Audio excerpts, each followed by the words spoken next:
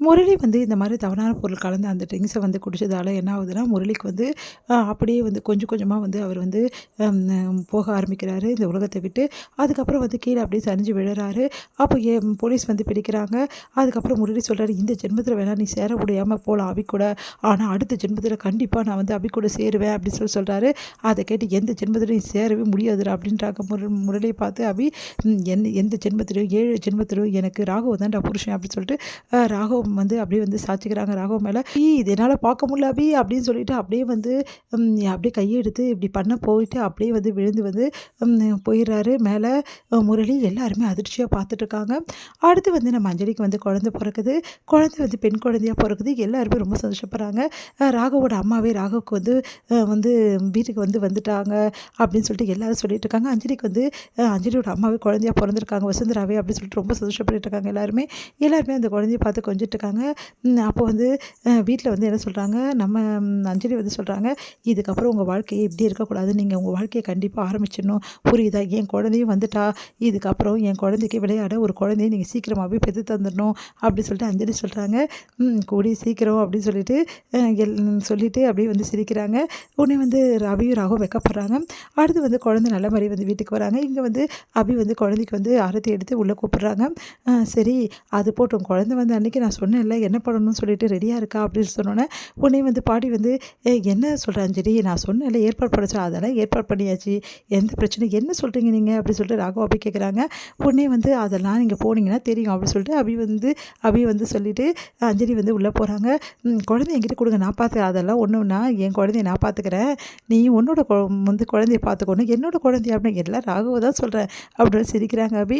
அடுத்து வந்து ராகவ் வந்து உள்ளே காத்துட்ருக்காரு. அபி வந்து போகிறாங்க பால் சொம்பு எடுத்துக்கிட்டு. அடுத்து வந்து ராகவ் வந்து அப்படியே அபியை வந்து கையை வைக்கிறாரு. உடனே வந்து வைக்கப்படுறாங்க அபி. அப்புறம் உடனே வந்து அப்படியே சாய்ச்சிக்கிறாங்க தோளில். எவ்வளோ பிரச்சனைங்க இல்லை நம்ம வாழ்க்கையில், ரொம்ப பிரச்சனைகள் நம்ம அனுபவிச்சிட்டோம். அந்த முரளி வந்து போயிட்டு, அந்த முரளியை பற்றி எதுக்கு அபி இங்கே பேசுகிற அப்படின்னோடனே, என்னால் தாங்கிக்கவே முடியல, பாவம் அக்கா எவ்வளோ கஷ்டமாக இருக்காங்க. ஆனால் இப்போ வந்து இந்த முரளி இப்படி பண்ணலைன்னா நம்மளுக்கு அக்கா கஷ்டப்படாமல் இருப்பா. அதெல்லாம் இல்லை அக்கா இப்போ தான் சந்தோஷமாக இருக்காங்க. அக்கா சொன்னது உனக்கு ஞாபகம் இருக்குல்ல அப்படின்னோடனே, என்ன அப்படின்றாங்க. என்னவா, என்ன நீ இப்படி சொல்கிற? உடனே வந்து கையை வைக்கிற, அதெல்லாம் ஒன்றும் தேவையில்லை ராக்கி பாய், தள்ளி போங்க ராக்கி பாய் அப்படின்றாங்க. அதெல்லாம் தள்ளி போக முடியாது அப்படின்னு சொல்லிட்டு 2 பேரும் விளையாட ஆரம்பிக்கிறாங்க. இங்கே வந்து ஆகாஷ் அனு ரொம்ப சந்தோஷமாக இருக்காங்க. ஆகாஷ் வந்து வந்து ஆகாஷோட தோளில் சாஞ்சிட்டு, ஆனால் உங்கள் அம்மா இப்படி பண்ணுவாங்கன்னு எனக்கும் அதுதான் வருத்தமாக இருக்குது, அவங்க இப்படி பண்ணுவாங்கன்னு எதிர்பார்க்கல, ஆனால் உங்கள் அப்பா உங்கள் அம்மா அமுச்சிட்டாரே, இப்போ என்ன பண்ணுறதுன்னொன்னே, எங்கள் அம்மா திருந்தி வந்தால் கண்டிப்பாக வந்து வீட்டில் வந்து சேர்த்துக்கலாம், ஆனால் திருந்தி வரலன்னா சேர்த்துக்க முடியாது, ஆனால் எங்கள் அம்மா திருந்துவாங்கன்னு நம்பிக்கை எனக்கு கிடையாது அப்படின்னு சொல்லிட்டு ஆகாஷ் சொல்கிறாரு. ஏன் அப்படிலாம் சொல்கிறீங்க? உங்கள் அம்மாவுக்கு இருந்த கோபம் என்ன, வசுந்தராத்தை வந்து மேலேயும் அதுக்கப்புறம் லட்சுமி பாட்டி மேலேயும் தான் கோவம், ஆனால் அவங்க எந்த தப்புமே செய்யலைன்னு தெரியுதுல்ல, அப்புறம் எதுக்கு அவங்க அம்மா கோவப்பட போகிறாங்க? அதனால் உங்கள் அம்மா கண்டிப்பாக திருந்தி வந்துடுவாங்கங்க.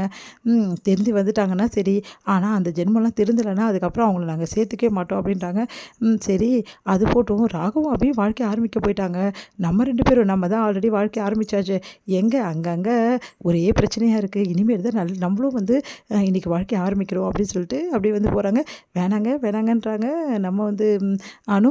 அடுத்து வந்து இங்கே ராகவ் என்ன பண்ணுறாரு, அபிகிட்ட சொல்கிறாரு, அபி ஒரு நிமிஷம் நில்லு அபி, ஓடிட்டே இருக்க அப்படின்னு. நான் அப்படி தான் ஓடுவேன், நான் தான் வந்து பண்டாச்சே, அப்படி தானே ஓடுவேன் அப்படின்னோடனே, ஓ அப்படியா, அதை துரத்தி எப்படி பிடிக்கணும்னு எனக்கு தெரியாதா அப்படின்னு சொல்லிட்டு பின்னாடியே போகிறாரு. 2 பேரும் அப்படியே ஹக் பண்ணிவிட்டு தன்னை மறக்கிறாங்க. இது ஒரு முடிவு.